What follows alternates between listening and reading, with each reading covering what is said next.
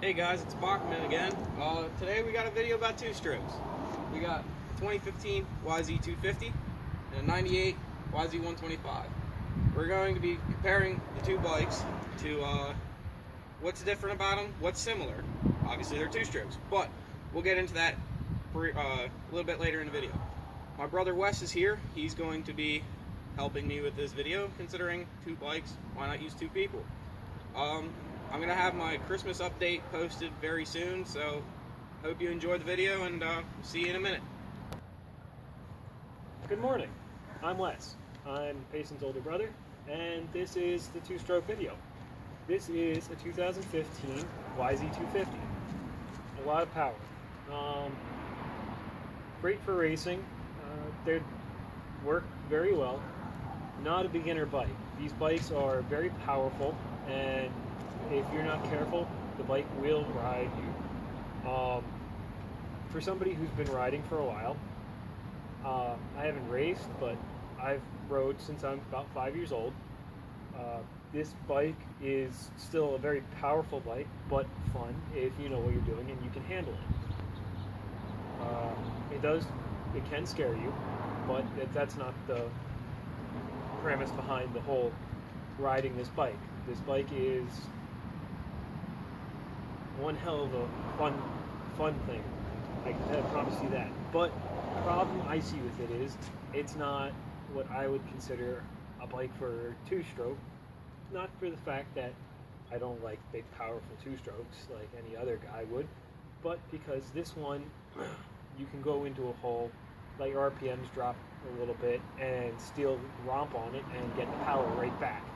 You're not fighting for the power, such as with the 125, which is a bike that, if you ask me, I would prefer to race with or ride against somebody, just as a fun thing to do. However, I do love this bike.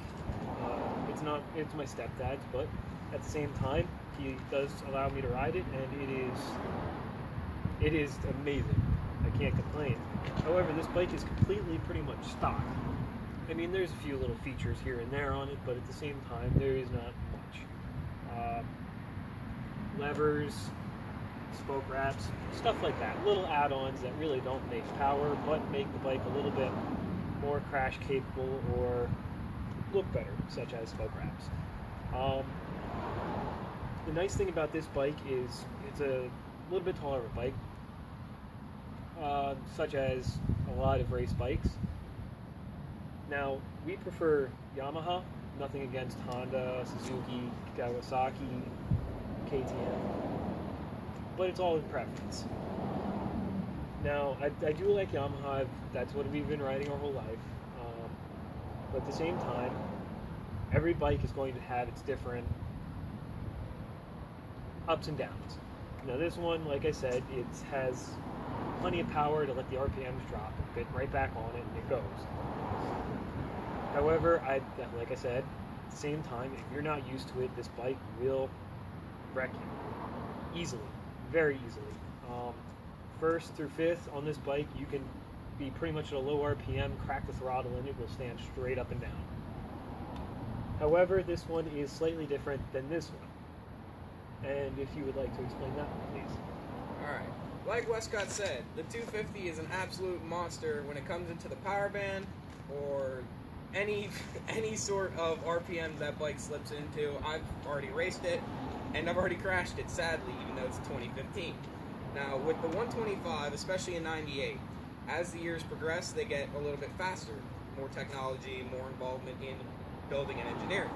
The 125, although you're searching for RPMs continuously, shifting up and down, or trying to lug it in a corner, just not going to really work all the time. With the 125, you're going to be searching for the RPM all the time. If you do not have high RPM, you're not going anywhere. With the 250, romp on it, go whenever you want. Kind of like the 4-stroke, but it's still a very large 2-stroke. Now, the 125 is considered the stepping stone bike. People that come off the 85, such as children or younger teens or even women, they want to go to a 250F right away I wouldn't recommend it because I didn't do it. If you've had past experience riding 4-strokes, yeah, go for it, I guess, why not? But the 125 is a career starter and a stepping stone bike. You get on a 125, right off an 85, you're immediately going to be fast because you're already knowledgeable of the 2-stroke, and they're really, other than the frame size, motor's not that big in comparison. I went straight from 85 to 125, and I love it. Now, I've only been riding the 125 for about a year or two now. I got on the 250 for a couple of races just to play around.